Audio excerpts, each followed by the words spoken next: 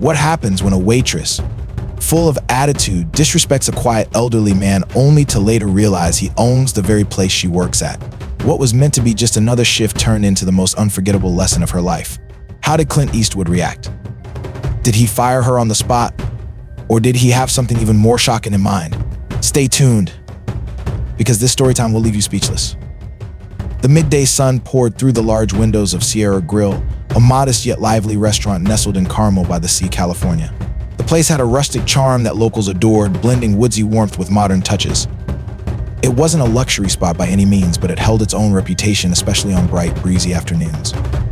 However, for Marissa, a 23-year-old waitress juggling bills and exhausting shifts, charm didn't mean much. Not when her day had already spiraled into chaos. Table 7 needs extra dressing, a coworker called out. Marissa, scribbling frantically on her notepad, didn't even glance up. Her ponytail bounced as she darted between tables, attending to complaints about undercooked steaks and endless demands for split checks.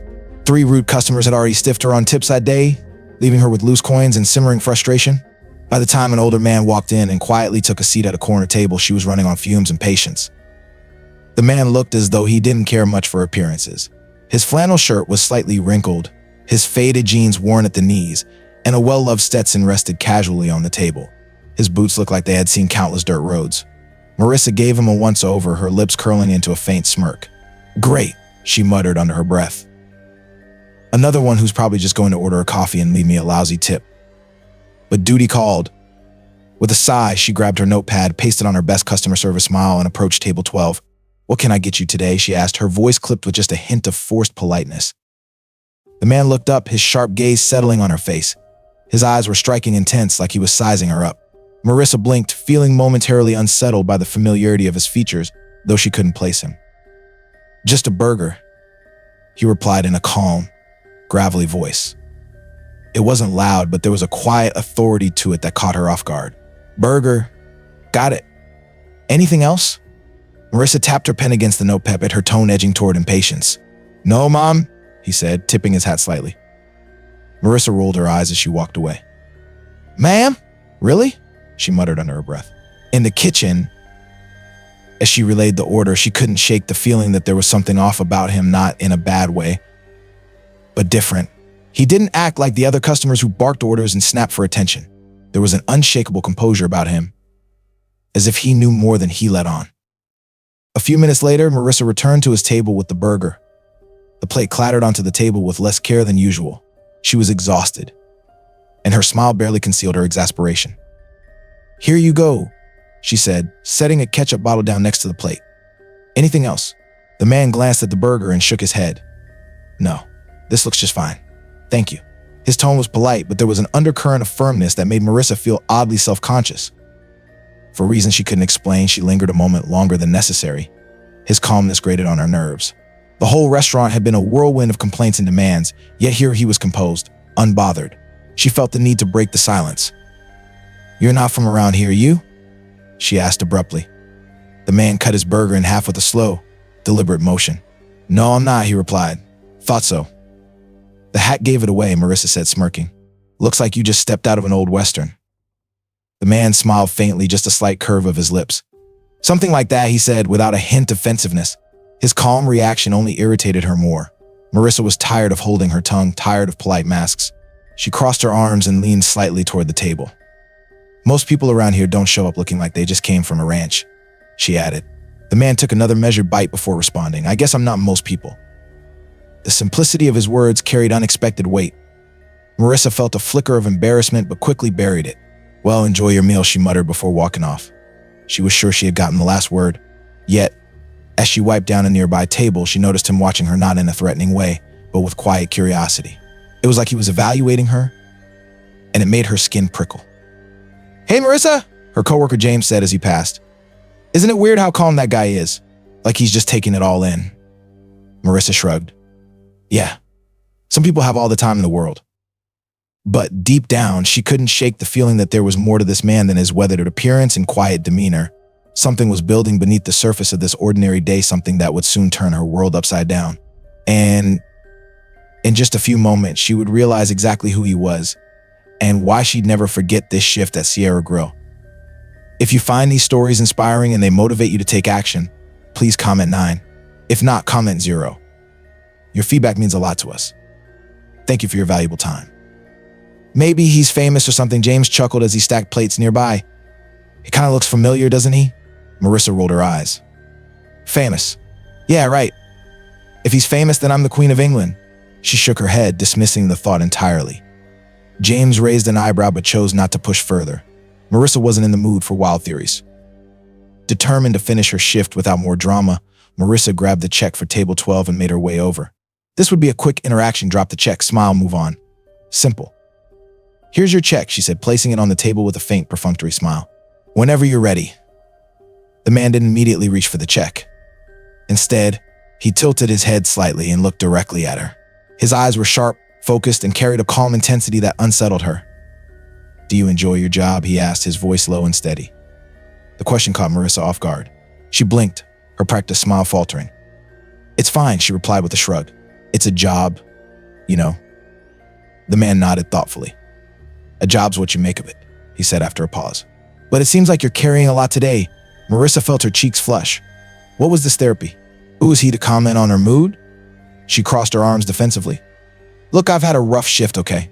Not everyone gets to sit around eating burgers and handing out life advice. To her surprise, the man didn't seem offended. He leaned back in his chair, a faint smile tugging at the corner of his mouth. Fair enough, he said. But sometimes how you treat people in those moments says more about you than you think. Marissa's jaw tightened. Was he lecturing her? Anger simmered in her chest. She opened her mouth to retort but stopped as the man stood and calmly reached into his pocket for his wallet. I'll leave you with that thought, he said, placing a few bills on the table. Thanks for the meal. As he walked toward the exit, Marissa muttered under her breath. Yeah, whatever, cowboy. She was ready to write off the entire encounter when something unexpected happened. The restaurant's manager, Caroline, emerged from the back office, her expression lighting up in recognition. Mr. Eastwood. Caroline called out warmly, striding toward him with her hand extended. I wasn't expecting you today. Marissa froze mid-step, her heart sinking like a stone. Eastwood! The name echoed in her mind like a warning bell. She whipped her head toward the door, her eyes widening as she finally registered who the man was. Clint Eastwood. Her stomach lurched as she watched him turn back briefly to shake Caroline's hand. His eyes caught Marissa's for a fleeting moment, a knowing, almost amused look passing between them. Then he was gone, stepping out into the afternoon sunlight, as if nothing had happened. Marissa stood rooted in place, her notepad clenched tightly in her hand. Her mind raced. She had just brushed off and insulted Clint Eastwood. And not just that he was the owner of Sierra Grill. Marissa. Caroline's voice broke through her daze. Can you believe it? Mr. Eastwood stopped by today. He's been so busy lately, I haven't seen him in weeks. Yeah, that's wow, Marissa stammered, barely able to form coherent words. Caroline, oblivious to Marissa's discomfort, continued gushing. You know, this place means the world to him. He's so hands-on. Every detail here is something he personally approved. That's why we always remind staff to bring their best. You never know when he'll stop by. Marissa felt the blood drain from her face. She replayed every snarky comment she'd made, every eye roll. Her cheeks burned with humiliation. Are you okay? James asked, noticing her pale complexion. I think I need a minute, Marissa muttered, retreating to the break room. The door closed behind her with a soft click, and she sank into a chair, letting out a shaky breath. How had she been so clueless? She had worked at Sierra Grill for 2 years, but had never paid attention to the stories about the owner. If she had, maybe she would have recognized him or at least thought twice before running her mouth. The weight of the encounter pressed heavily on her. What if Clint told Caroline about her attitude? What if she got fired? Rent was due in 2 weeks, and her student loans weren't going to pay themselves. She couldn't afford to lose this job. The next morning, Marissa arrived at work with a knot of anxiety twisting in her stomach. She had barely slept, haunted by the events of the previous day. Every time she pictured Clint Eastwood's calm expression and the look he gave her as he left, she cringed. She spent the first half of her shift avoiding Caroline and doing everything in her power to stay on top of her tables, smiling, apologizing, refilling drinks before anyone even had to ask. It was the most effort she had put into her job in months. By lunchtime, the restaurant was buzzing with activity. Marissa was wiping down a table when she heard that unmistakable gravelly voice. Her heart skipped a beat. She turned slowly, and there he was, Clint Eastwood, standing near the entrance, speaking quietly with Caroline. Marissa swallowed hard. Whatever was about to happen next, she knew one thing: she wouldn't make the same mistake twice. "Well, it looks like you're busy today." Marissa spun around to see Clint standing near the counter, his hands resting casually in his pockets. He was dressed much like the day before, simple, unassuming, but his presence seemed even more commanding now. Her stomach tightened in panic. She forced a nervous smile, her mind racing for the right words. Mr. Eastwood. Hi, I didn't know you'd be back so soon." Clint tilted his head slightly, his expression unreadable. "I like to check in on my places from time to time," he said, his tone measured. "Keeps everyone on their toes." Marissa swallowed hard, wiping her sweaty palms on her apron. "Right, well, everything's running great today." He nodded slowly, glancing around the restaurant. "I see that. But you seem a little tense." She froze. Of course he noticed. He probably noticed everything. The words rushed out of her before she could stop them. Just about yesterday." Clint raised a hand, stopping her mid-sentence. "No need to apologize," he said, his voice calm and steady. "I'm not here to make your life harder." Marissa blinked, caught off guard by his response. "You're not?" "No." He shook his head gently. "But I do think there's a lesson here. You never know who you're talking to or what they might be going through. A little kindness goes a long way." Her throat tightened, a wave of emotion washing over her. She didn't know how to respond, so she just nodded, a lump forming in her chest. "Look, I've had bad days too," Clint continued, his voice softening. "But the way you handle those days says a lot about who you are. And trust me, people notice." Marissa felt her face grow warm with embarrassment. His words weren't meant to hurt her, but they hit harder than any scolding. He wasn't trying to humiliate her, he was trying to teach her something. She cleared her throat and managed to whisper, "Thank you. I mean it." Clint gave her a small, encouraging smile. "You're welcome. Just remember, every interaction's an opportunity. Use it well." With that, he tipped his hat and walked out, leaving Marissa standing there, overwhelmed by a strange mix of shame and hope. For the first time in a long time, she felt a spark of something unexpected, the desire to be better. Over the next few weeks, Clint's words echoed in Marissa's mind. Every interaction's an opportunity. Use it well. At first, she wasn't sure how to start changing. She didn't want to become one of those overly cheery, fake smiling servers who gushed over customers. That just wasn't her style. But then she realized it wasn't about pretending to be someone else, it was about showing a little more patience and care. So, she started small. When a frazzled mom with 3 kids accidentally knocked over a full soda, Marissa didn't sigh or roll her eyes. Instead, she grabbed a rag and smiled. "Don't worry. It happens to the best of us." The mom's grateful smile stayed with her long after the table was cleaned.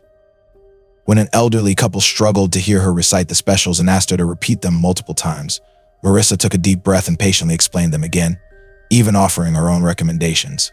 To her surprise, the effort didn't drain her, it energized her. The more she focused on treating people with kindness, the better she felt. One evening, near the end of her shift, Caroline called Marissa into the office. Marissa's stomach twisted with nerves. Had Clint complained about her after all? Caroline folded her hands on the desk, her expression thoughtful. "You've been working here for a while now," she began, "and I've noticed a change in you lately, a good one." Marissa blinked, caught off guard. "Oh, thank you. I don't know what brought it on," Caroline continued. "But whatever you're doing, keep it up. The customers have noticed too. One of them even left a comment card the other day praising your service." Marissa felt a rush of pride and disbelief. She hadn't expected anyone to notice her efforts, let alone acknowledge them. As she left the office, a small smile tugged at her lips. She still had a lot to learn, but for the first time in a long time, she felt like she was on the right path. Later that night, as she locked up the restaurant, Marissa paused to look at the sign out front, Sierra Grill. It wasn't just a job anymore.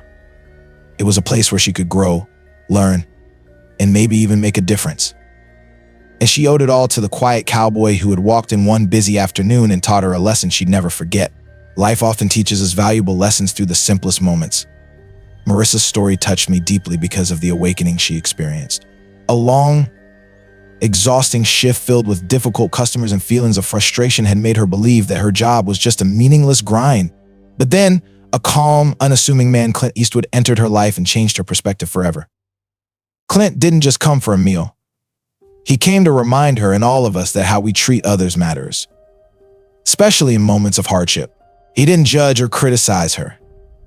Instead, he spoke with a gentle wisdom, emphasizing that patience and kindness are strengths in tough times.